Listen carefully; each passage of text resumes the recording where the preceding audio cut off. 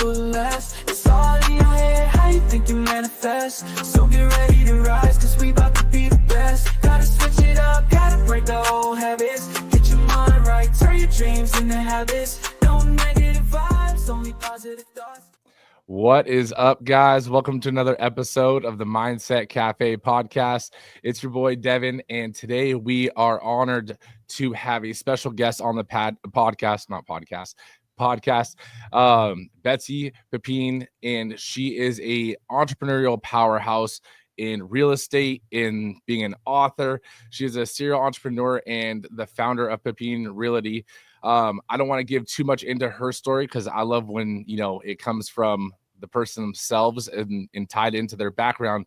But her story is going to be one of those that you guys should definitely take notes on, because at the end of the day, the Mindset Cafe is about learning from other people's stories and applying the way they overcame obstacles to your own life to get better, at least 1% every single day. So without further ado, Betsy, thank you so much for taking the time out of your day to hop on the Mindset Cafe.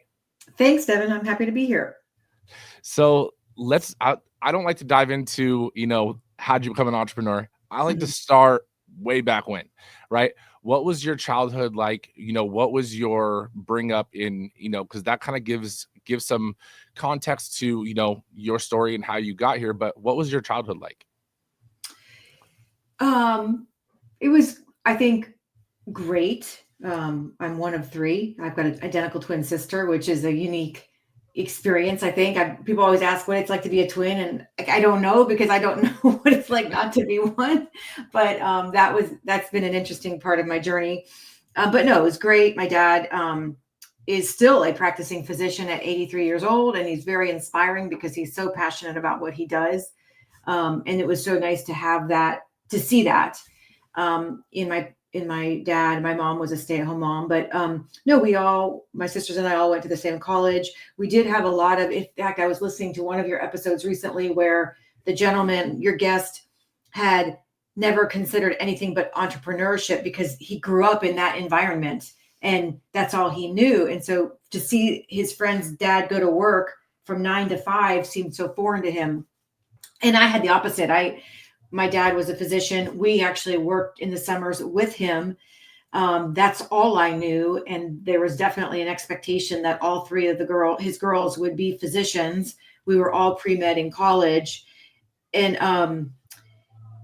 there was pressure to be a physician, because they definitely, I think, sold it as this is what anybody would want, and it was very difficult because in my junior year in college, I had to tell my parents that I was going to pivot from the pre-med track and go into business. And to them, they just had no reference point. They thought that was like me literally quitting college and going on the circus. I mean, that's kind of how they viewed business. And it was really difficult. And so even when I actually went on to graduate school and I got an MBA, but I got an MBA in both marketing, which is what I'm passionate about, but then healthcare management. And I spent a decade in the pharmaceutical industry, just, I think, to kind of satisfy their desire of their children wanting to be in the healthcare industry and feeling like that's where you should be. So that's kind of how my childhood was. Wonderful. I mean, wonderful. I'm very privileged. I understand that. I'm very blessed, and I'm so grateful for that. No, I mean, that's so amazing. And I mean, it is interesting too, because with your dad being a physician and he's still a practicing physician, I mean, at least my knowledge of that is like, there's not normal 9 to 5 hours, right? It could be all over the place. You could, at the end of the day, you're dealing with people's lives, and Right. health, Yes. right? And so there's a sense of work ethic that comes with that. And I think that even though there wasn't maybe an entrepreneurial work ethic that was, given off, it was still that work ethic of a physician that, you put people first. And that's so huge. And I mean, because my dad was LAPD. I mean, and I didn't have an entrepreneur in my family. Yeah. And so I still give my dad the recognition for giving me that work ethic, because he put the people first, and knew that he had to show up, every single day that he was required to, just like we do it as an entrepreneur. So I think that's so amazing. So you graduate college. What was your first job after you graduated college? I went from college and I worked at Anderson Consulting, which is like a big management consulting firm. Yeah, I worked in Tampa. Crazily, I didn't even really understand the job. I was really only doing it to check off a box to get into grad school. And so I get there and I spent 3 weeks in a room, which I never left, learning how to code on the computer, which, I mean, I don't know how I missed that in the interview. And then they sent me to St. Charles, Illinois, where I spent another 3 weeks learning how to code, came back and spent 2 years in cubicles coding on sites at different corporate headquarters all over the country. And it was very lonely. It was, I need to be outside. I need the sun. I live in Florida. I need the sun.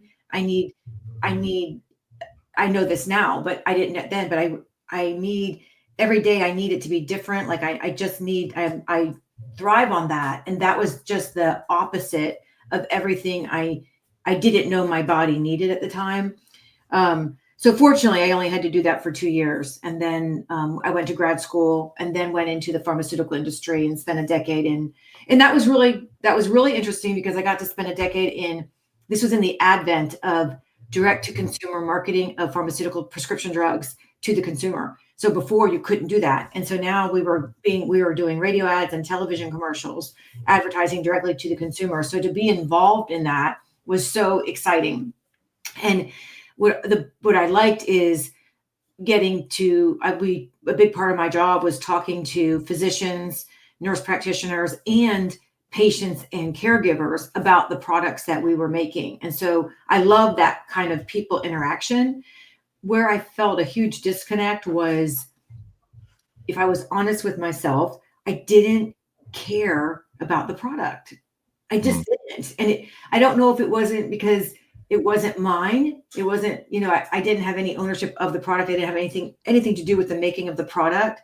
I had to do with the marketing of the product. And so, but it was just a product, the class, the industry, I just didn't sadly care about. And I felt an incongruence, working in an industry where I would think, gosh, I wouldn't want to hire me because I'm a hard worker, but I don't really care at the end of the day if they buy this product or not. So, but I would have stayed in that industry because the industry at the time, it's changed a bit, but, it provided a great lifestyle, great income, great benefits, great travel. So I liked that about the job, but I didn't actually like the job. But it took I was 31 and I found myself suddenly single with a 1 and 2 year old. And then the company that I was with did a huge corporate layoff because one of our drugs didn't get approved. And I was a part of that layoff. And I thought, you know what, this is my time. If God, source, universe, whatever you choose to believe, is not telling me, showing me a sign that maybe the path I'm on is not the right one for me, I thought that was it. And so that's when I pivoted and went into real estate. I mean, sometimes we have to get that push, right? And you can have a great job, you can make good money and still not be bought in. Right. You're doing it to check off a box, like you said, almost like you're doing it because you're good at it. You're doing it because you see the need. But at the end of the day, it's not filling your cup. Yeah. So if it's not filling your cup, that means it's taking from your cup. And that can only happen for so long before you end up burning out. So I think that sometimes, whatever you want to call it, sometimes that the universe gives you that push, and some people don't see it, and other people like yourself, you're like, oh, this is what I needed. And you don't just pivot into another company, you make a complete pivot, right? Yeah. And so I think that's so amazing. I mean, I can say for me, I needed that push too when I was, an employee and, had a disagreement with my employer at the time. And it was like, I had been kind of tiptoeing the line of wanting to do it. And finally it was just like, oh, all right, you know what? I'm just going to take that leap. Yeah. So now you get into real estate. Mhm. right? What is that journey like? Because it's an industry. I mean, you went from coding to pharmaceuticals, and now we're in real estate. So what was the initial mindset shift of, just having to get into a completely new industry? Um, well, it was definitely scary. I remember I hadn't taken a test in a decade and I didn't know if I'd be able to pass the state exam. I was petrified of that, and I think that's crazy now when I see I actually have a real estate school now and I help people pass that exam. But when you haven't taken an exam in a decade, it's very scary. And then, I had two kids to support on a income that was very tenuous at best. But I did say to myself, kind of like I had lost everything. What else? There's nothing else to lose, right? I had lost my job. I had lost my marriage. Like it's not going to get worse, right? Um, so that's kind of the mindset I went in with. And I did go in with, I said, okay, Betsy, you've got 2 years. I had built up a nest egg that I knew that the girls and I could survive minimally on 2 years of income that I had saved if I just didn't sell a house. And that did provide me some comfort. And then the first 6 months were very rough. I did not know if I was going to make it. It was an industry. It reminded me of high school and why I hated it so much. It just, at least in our area, it seemed like a very. I think when you're an entrepreneur, it's your money. It's money out of your pocket. And when you're in real estate, it's any money that's transacted in the deal is coming directly out of a person's pocket. It's not some corporate budget and, oh, it's okay. We don't need that, or, it's fine. We'll pass on this or whatever. This is directly impacting somebody's take home pay. Mm-hmm. I think people act very differently when that happens. I see ethics go out the window. I see things that I just had not seen before, and behaviors that I had not seen before, except for like in high school where we're young and we're doing stupid things. And so that really shook me. And I didn't know if I would survive. I didn't know if I had the skin tough enough to survive it. People want to get a deal, so they talk badly about you. I mean, it's just, it was just very immature. And so it took me 6 months to say, okay, I'm going to have to either like grow a shell or get out of here. But I really enjoyed the work. I loved helping people. I mean, houses sell themselves. We are facilitating actually usually 2 life events for them, because the buying and selling of a house is a life event. You ask anybody, to name the houses they've bought, they can name every single one. But then you ask them, why did they need to buy the house? And it's almost always precipitated by another life event. So we get to walk customers through the 2 major life events, which is just an honor. And that's what I love. So I stuck with it because I loved it so much. And so then I did that and did it for 2 years. At 2 years in Florida, you can become a broker. But honestly, I did not feel competent enough to be a broker and represent myself. At 2 years, I didn't feel like I had enough experience under my belt to legally represent myself in terms of keeping myself out of trouble. There's so many nuances to real estate that I wasn't aware of. So at 4 years, I then went and became a broker. And then I started building. So this is like my confusion too, because I think I always interchange the terms. And now that I do know that there is a difference, what's the difference between a real estate agent and a real estate broker? Oh, so now it's confusing because in some states, they call you a broker the minute you get your license. In Florida, you're a sales associate for 2 years. You get your license and you are a sales associate. Mm. After 2 years, you can sit for the broker exam and become a broker. A broker so then you can become a broker. Then you have broker of record, which is you are running a brokerage. But like I run a brokerage, but I have agents that have earned the broker designation. So they are called broker associates because you can't have 2 brokers. A broker the name broker in Florida is you are managing a brokerage. So you're a broker associate if you have the education and you have the license of a broker, but you're working for somebody else. But Okay. And a sales associate is just, most people are sales associates. They have their license, but they don't have they're not running the brokerage. Got it. Okay. That makes more sense. So it's almost like, because we franchise our business. So it's almost like franchisor, franchisee, and for in our industry, trainer, right? Yes, You know, so yes, okay. yes. Oh, that makes a lot more sense. I mean, I'm in Mhm. California, so I know there is a difference Yeah, between, you know, they say real estate agents, which is everyone and anyone. yeah, Then all of a sudden, I've heard people calling themselves, you know, brokers, and then they're like, right. "Oh yeah, I have a brokerage," and I'm like, "Okay." Yeah, yeah. And then to That- further confuse you, there's the term realtor, which people use that incorrectly. So realtor, anybody with a license to sell real estate, whether you're a sales associate or a broker, can choose to become a realtor. That requires additional education and paying dues. And you are holding yourself, you're saying to the world, I'm going to hold myself to a higher level of ethics than is required with just with just the license. And so that's the realtors. Okay, so I mean, there's levels to it, and it's almost like different certifications or licenses, and then you Mhm. kind of go up the chain. I mean, Yeah, that definitely does make sense. yeah. I mean, I know this is a little side tangent, and I kind of gave you fair game warning. This is how my brain kind of works. Um, I've heard of people, and maybe it's one of those social media things. I never really bought into it, but I've heard of people trying to sell courses on like you can sell homes without a real estate license and all, you know, and flip houses and all that kind of stuff. Mhm. Is that someone that's acting as like a sales associate or kind of a whole different game in itself? You can, if you're doing it for yourself, you can do that. You can flip houses, you can do whatever you want. If you are representing yourself, you don't need a license to do that.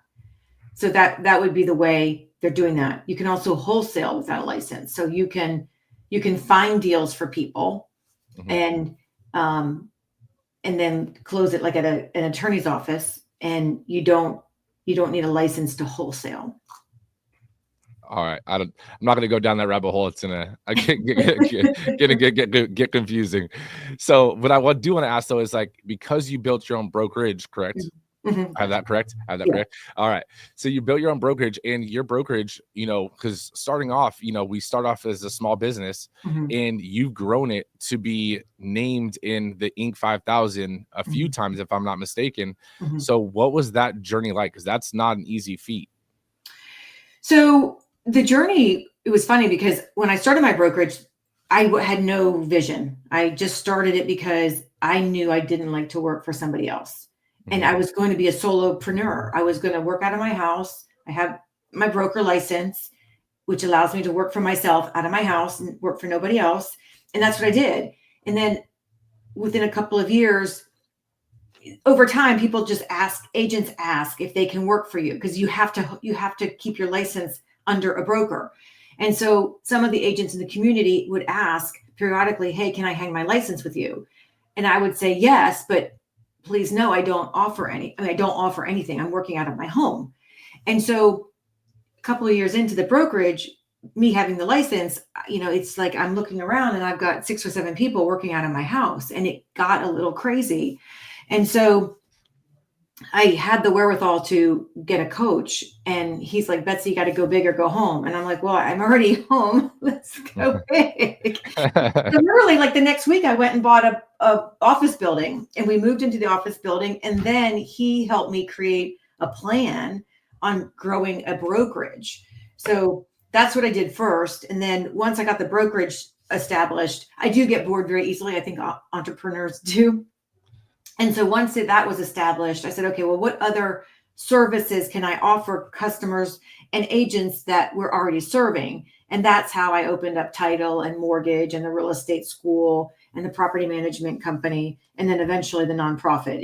It was just a matter of what other services can we provide in this experience that will help our customers or our agents. Hold on, you just skipped over like it was nothing. All these different businesses that you just established, you know, like you just made Well, it sound I like get bored. I do get bored. no. I not that. It was like, oh, I just added this and did this and built this. So I want to dive into that because believe me, I get where being an entrepreneur, like, you know, I have the same problem.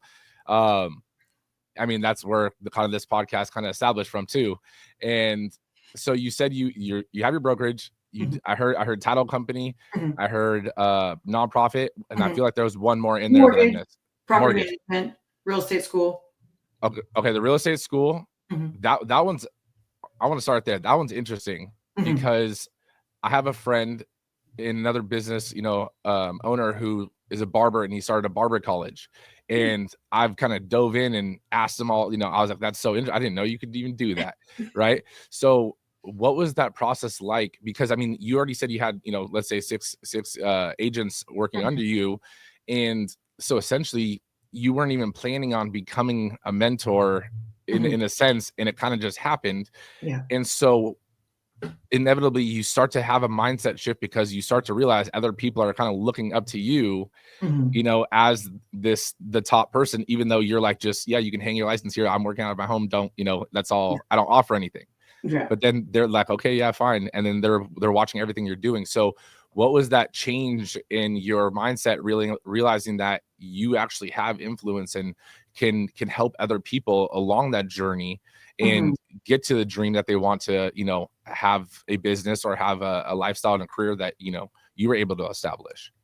So yeah, my mission in life is to improve and empower the lives of others. That's what drives me every day. And so that is what, like, even when I had them working out of my house, I helped,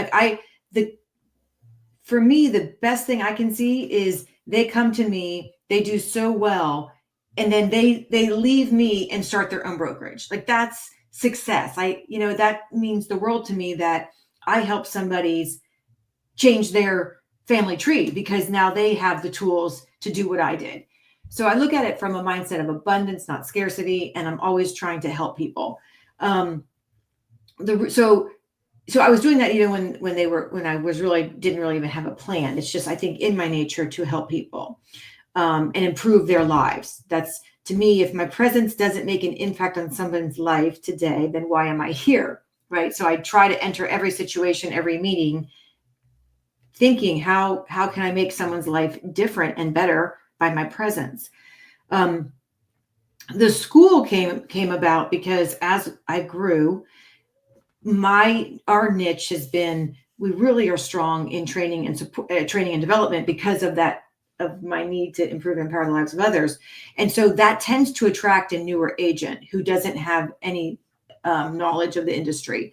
And I thought, well, how can I get to new agents before they even are agents? And that's through the school, because then they spend a week inside our office, and I get to know them very well. I don't teach the school anymore. I used to, but I don't teach it anymore. But I know exactly at the end of that class who's going to make a good fit and who's not. So it's really been a wonderful recruiting tool for us.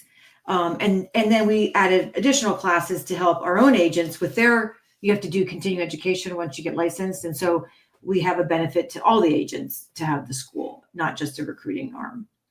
I think that's so awesome. And then, I mean, the mortgage side, the title side, those three things right there. I mean,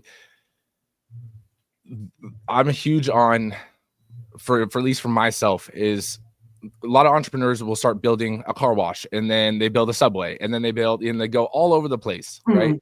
Instead of building business verticals within where you currently are, because at the end of the day, if you start spreading yourself out into different industries, there is another entrepreneur that is giving 100% to that industry, and they are going to outperform you, right? Yeah, I stay in my lane. Yeah, but that's the thing, is like, your lane can be widened and become like a freeway, because you create these business verticals which feed the main business. And at the end of the day, they are separate companies and still serve the same purpose. So I think that's so awesome that, I mean, you did that, and that's such a interesting, way to go about it, because you get to find like the kind of the best agents, or who's going to be one of the best agents in the start, and then give them that job, instead of having them go look for a job right out the gate. You're like, hey, we have a role for you here. And then it's almost like you're getting to recruit and make money in the recruiting as well, instead of vice versa. Right. So I think that's so cool. So, and then you mentioned you have you started a nonprofit. What was the nonprofit? The nonprofit is Pepine Gives. So when I was in graduate school, crazily, one of the classes I was able to take for credit was, I was in Philadelphia. We went into West Philadelphia, an impoverished area, gutted row homes, and rebuilt them with our labor, which was donated, and donated supplies. And then we sold these houses at cost, which was nominal, to cost burden families. That experience just really impacted me. I've always been interested in real estate, but seeing how a house truly changes the trajectory of a family was very impactful to me. So then when I had these life events and I was trying to decide what am I going to do when I grow up, I thought, wow, if I could impact lives like that on a daily basis, how cool would that be? And then, that's how I got into real estate. Well, then when I wanted, so service has always been a core value of my own. And it was one of the companies, and we actually changed it to impact, because the whole point of doing service is impact. And when we did that in 2016, I think it was 2016, 2018, we created the nonprofit because we wanted to funnel all of our service activities into one area so that we could have a greater impact in a smaller area. And that is addressing the affordable housing issue in our area, North Central Florida. We live in the highest cost burden county in the state of Florida. And so we partnered with Habitat for Humanity, and we help build affordable housing. And what I love is that it truly is a hand up, not a hand out. These families have to qualify. They have to go through education, not only how do you maintain a home, but also home finances and budgeting. So they really are teed up for success, because the last thing we want to do is foreclose on them.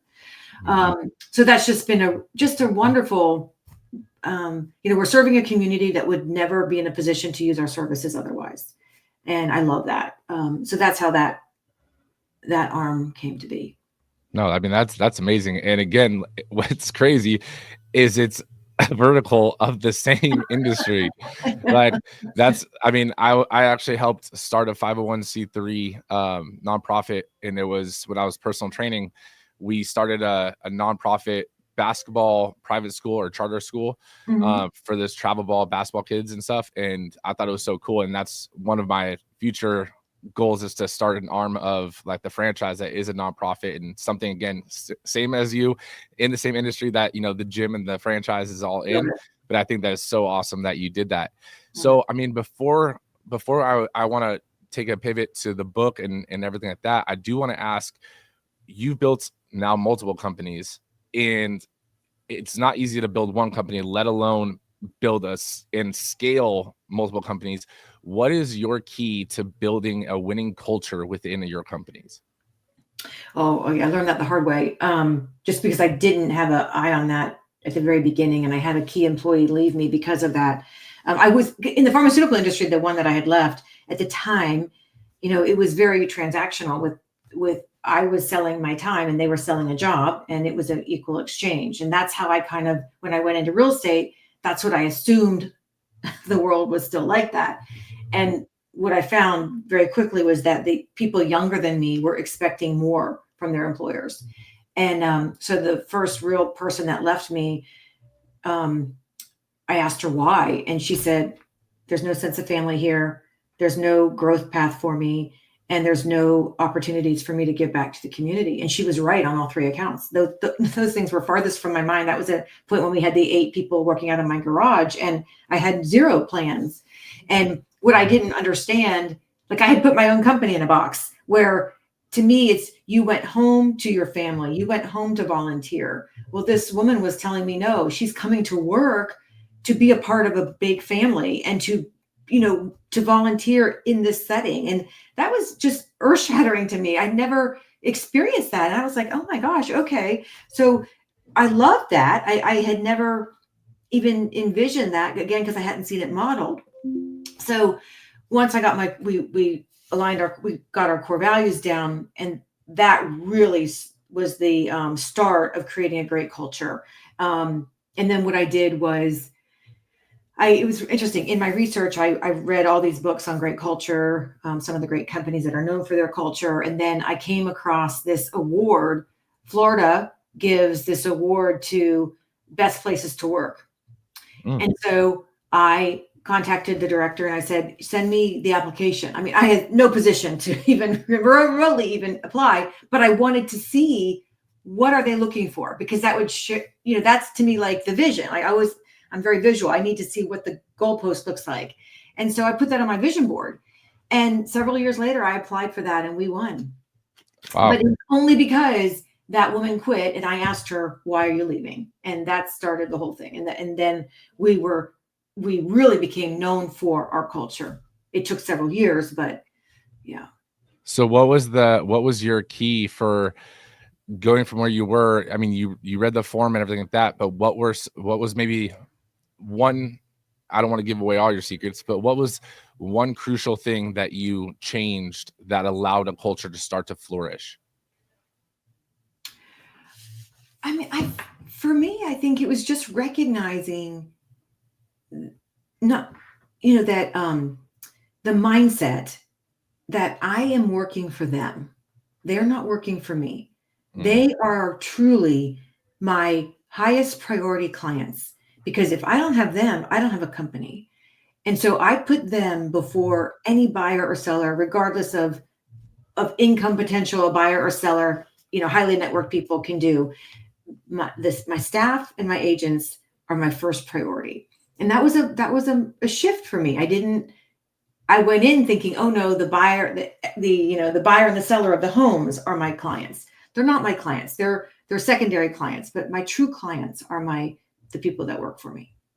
That is, I think, one of the biggest keys from going as, I mean, I learned this the hard way too, from being a solopreneur to becoming a business owner and to actually understanding what that meant to be a business owner, is that your job is essentially to serve your team.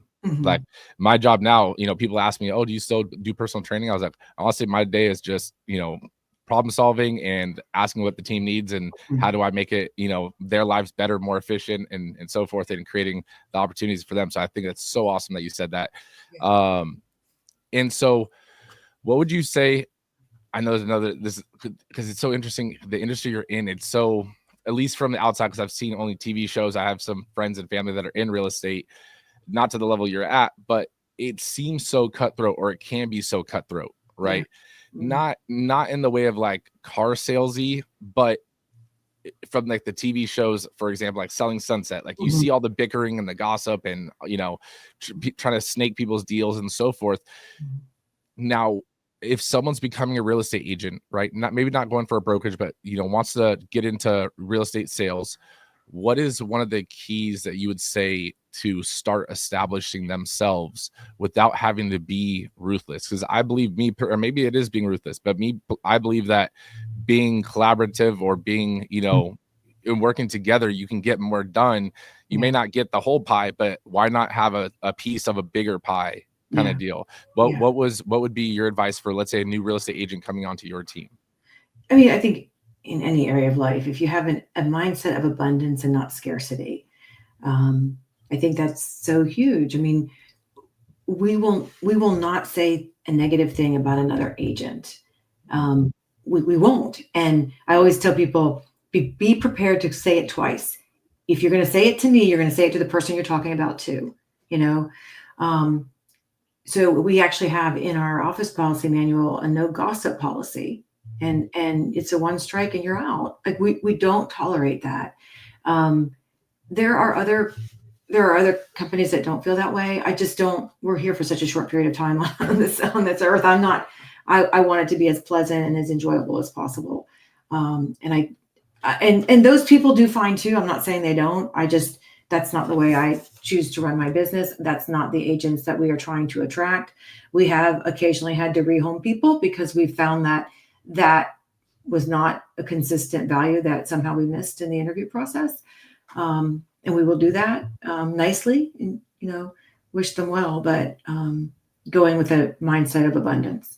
The other thing, what I have found, because you're right, and at least in our industry, is that people are very cutthroat and they don't like to share ideas. Although I do like to share mine. I do highly recommend to my agents to get out of this city and county, but for your training and your education, yes, you can do it online, but you don't meet anybody. You don't get to exchange ideas. Go to another market, because those agents will talk to you. They'll tell you what's working, what's not working. They don't view you as competition. Now you have another referral source. They might refer you leads. So network with people outside your direct competition. And usually you'll get yourself into mastermind groups. Usually you'll find realtors will open up when they know that you're not in their direct vicinity. No, that is so true. I mean, and that is a great way to think about it too, is like, if other people are going to view you as competition, if you stay local, why not just go outside? Because now you break that barrier down. One thing Right. I do want to say is, I love the fact that instead of saying we fire people, it's like you use the we rehome people. Mhm. that little word of, I was like, that was clever. But the no gossip policy is interesting. This is the second time I've heard that policy. My aunt is an entrepreneur, and I later learned in life that she was an entrepreneur, but she has a marketing company, and a huge marketing company, and they deal with brands like Target, Walmart, all that kind of stuff, and it's all about social media influencers. And I had her on the podcast when I first started, and she had mentioned that, and I was like, you could do that? And she's like, yeah. She's like, Yeah. it's same thing, one strike you're out. And I was like, interesting. Yeah. And it really does keep the culture, It does. because at the end of the day, like, it's so easy to get frustrated and then start gossiping, but it's like, look, that's not what we're about here. Yeah. We are a team at the end of the day. Yeah. So I think that's so awesome. So I do want to pivot, and I don't want to, get away from it, because I can go down this rabbit hole. I love it, everything that you're saying. But you wrote a book, right? Breaking Boxes, and it's about overcoming the limitations that we place on ourselves. But what was the inspiration for writing that? Oh, so a couple of years ago, I found myself just increasingly unhappy, and I was frustrated. In fact, it took me about a year to even admit that to myself, because on paper, I felt like my life looked pretty good, and I know that I'm blessed beyond belief. And so I didn't feel like I had the right to even say that I was unhappy, but I was unhappy. And through journaling and meditation and yoga and bioenergetics and therapy, the common thread that I uncovered was that throughout my life, there's been times when I feel very, very confined. It's like if you ever had the misfortune of purchasing a mattress from Amazon, and it arrives on your doorstep in a box, and you're like, how does that mattress fit in that box? And you rip it open, and then 2 days later, the king size mattress has expanded to the size it was designed to be. Well, sometimes I feel like I'm in that box, and I haven't ripped the tape open, ripped the box open. And so I started journaling about them. I started sharing my ideas with other people and my stories, and it resonated with a lot of people. And again, because my mission is to improve and empower the lives of others, I wrote the book truly with the hopes of just changing one person's life. If somebody read this book and they looked at something in a way that they hadn't looked before, and this caused them to make a move towards a more authentic life, then the effort was worth it. And so that has been my goal of writing the book, and why I wrote the book. No, I mean, that is so awesome. And I love your core value that you keep mentioning. I mean, that is, we have company core values, but we have, and those kind of stem from our personal core values. And one of mine is impact, right? And it's to have a positive impact on as many lives as I can while I can, right? And so when you keep saying that, it's funny. I just keep smiling, because it's like, that is literally one of my core values. So it's so awesome that we're in alignment. I wrote a book as well, and that was the same thing. If it can change one person's life, that's all it was. That's all it was for. Yeah. So what are some of the metaphorical boxes that people maybe hold themselves or feel like they're in business and in life? Oh God, they're everywhere. So like for me, one of the biggest boxes was, you had to be a physician in your industry. Your gender is a box. I have gotten positions, and afterwards I have been told it was because of my gender alone. Like that is very offensive to me. That's a whole other topic, but, so your gender puts you in a box. Your family of origin puts you in a box, your industry, your friends and peers, your religion, your race. I talked to a guy whose health was putting him in a box. He's diabetic, and he's viewed differently because he's a diabetic when people find out he's a diabetic. I had a girlfriend during COVID, decided to let her hair go gray. And then about a year ago, I saw her, and her hair was my color, brown. And I'm like, what happened? I thought you were going gray. She said, Betsy, I became invisible. And I'm like, what do you mean? And she said, when she had gray hair, she said storekeepers would just, store clerk would just ignore her. She'd get bypassed in line. She said, it was like I didn't exist. She said, I couldn't believe it.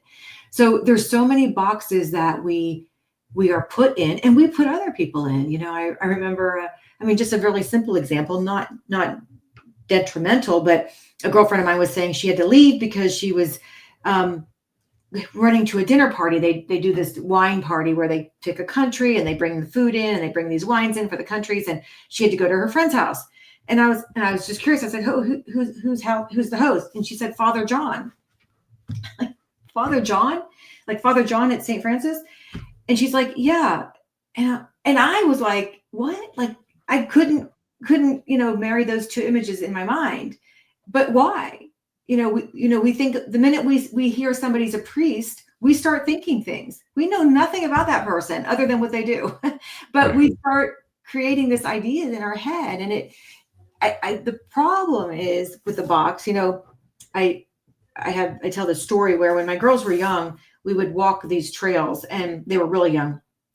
And we would explore, and I would show them, I love nature, and I would show them the different barks on the different trees and the different leaves and the different shapes, the different colors. When their leaves drop, we also have pine needles here. Like, it's really pine cones, all these different things. We would do this every day. Then when they got older, and a little bit older, and I would say, okay, tree, this is a tree, this is a leaf, right? So they would learn the names. Well, then when we would do this walk, and I would stop and we would go through the thing again. My one daughter, my older daughter, Maria, she'd pull my hand and she said, Mom, I already know that's just a tree. And it's like, they're so curious before they know the label. But once you slap a label on a thing or a person, you stop seeing them. And that's where I think the real harm comes in with boxes. No, definitely. And I want to touch on something that you said in the beginning too. I thought you were going to go a different way with it. And I was like, uh-oh. And then you went the merit system with the gender box, and I was like, oh no, where are we going with this? And then, but honestly, I want to touch on it because I think it is so crucial. And I say this because as a business owner, I've had people say, why don't you guys hire more guys, or why don't you guys hire more girls? And it's like, I don't care what gender you are. The best person for the job gets the job. I don't care what gender you are to get a raise. I don't care how long you've been here. Yeah. It's the best person for the job gets the job. That's how I believe, and that's how I'm going to run my company. It's based off of merit. I don't care your skin color. I don't care your gender. Nothing like that. It's at the end of the day, I think that's what it should be on, because at the end of the day, when you get that position, you deserved it. Right. No, and that's what really, I remember when I was asked to be on this board of a bank. I'd always wanted to be on a board, and then so I accepted, and then they told me why I got it. And it was like a slap in the face, because it's like, I had done so many things for my business and for the community. But I wasn't getting this. I wasn't getting the offer because of that. I was getting it because of my gender, which I had no control over. Right. So, yeah. Also, I think sometimes those boxes, like whoever told you that you got that job for that, could have been also jealous that you got the position because you earned it through all these things you've created, and their resume of achievements is probably very tied to the bank itself. Yeah. So that's one way and I think people try to put us in boxes, especially to our face, when they feel threatened, right? And to try to kind of put you down a little bit and be like, man, did I just get this from my gender? And then you look at you take an analytical look and be like, why would they say that? And it's like, wait, they started here as an employee, they moved to manager, branch manager, and their life is here. Yeah. Like, they have someone outside that can do everything that they can do, that has never worked a day in the bank. Right. So I think I want you to reframe that and be like, someone saying that it's probably not because of your gender. It's probably because they're just jealous, So, with everything you have going on, you have multiple businesses, you have a book, what's next for you? Because I know there has to be something. Because I'm getting bored. So I just recorded last week, a week and a half ago, a course that accompanies the book, because the book is really story-based, and a lot of people are saying, okay, how do I do this? And so the course helps people do that. And then I've started doing a lot of public speaking. So I'm ramping up my website to focus more on that. So those are the two big projects for this year. Well, that's awesome. Yeah. Well, I'd like to ask one final question. And I know I didn't give this to you ahead of time, but if you listen to the other episodes, you probably, knew it was coming. on Betsy's legacy wall, right? Mhm. And I will say it is not a tombstone. And as many times as I say that to people, sometimes they still give it to me, right? Mhm. This is a legacy wall. So it's a quote, it's a message that you would leave for the up and coming generations that you've learned along your life's journey. What would that message be? Um, it's hard to just pick one. I mean, I sign my books, enjoy the journey. Really as a reminder, because I think myself included, we tend to worry and overthink and lose sight of the bigger picture and why we're here. So it's a check-in to just make sure we keep the right things in priority and enjoy our time here. Because at the end of the day, it's such a short period of time. It goes by so quickly. And just making sure, time is our most precious asset, but we do not treat it like that. It's the only thing we cannot get more of. And none of us know how much time we have. Yet sometimes we waste it on such trivial things, physically and also in our heads. And so that's how I sign my book. So that's probably what I would say. No, I think I love that one. And it's so true. And this is a lesson that I kind of learned with my business partner when we're still growing fast, but in the beginning, everything was growing fast. And then all of a sudden we kind of hit a lull, or, and then it was like, all of a sudden you start panicking, and it's like, sometimes you have to take a step back and like realize how far you've come. Yeah. And be present and enjoy where you're at, because otherwise you're not going to appreciate the growth as it's happening as well. So I think that's so awesome. That is so cool. Where can people connect with you and learn more about what you have going on? Yeah, my website is my name, so betsypepine.com, and then I'm on all the social channels at Betsy Pepine. Awesome. Well, I will put that in the show notes, guys. If you're listening, it'll be in the show notes, as well as if you're watching on YouTube, it'll be in the video description. Make sure you guys share this episode with a friend, right? You can pivot at any time in your life. Betsy has already shown that, going from coding to pharmaceuticals to real estate, scaling the real estate company and having multiple businesses within it, and being an author as well as a public speaker. So make sure you guys share this episode with a friend that you care about them leveling up their lives. In turn, it'll help you level up your life. But Betsy, I just want to say thank you so much for taking the time out of your busy day and, dropping some knowledge. Thank you. Appreciate it, Devin. No negative vibes, only positive thoughts. 'Cause in the game of life, mindset causes shots. Got my mind on the prize, I can't be distracted. I stay on my grind, no time to be slacking. I hustle harder, I go against the current.